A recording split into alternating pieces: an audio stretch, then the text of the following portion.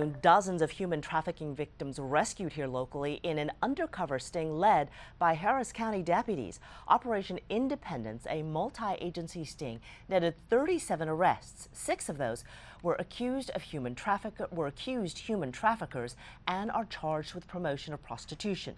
As for those who were forced into prostitution, in virtually every case, these women are victims. Our goal is not necessarily to send them to prison.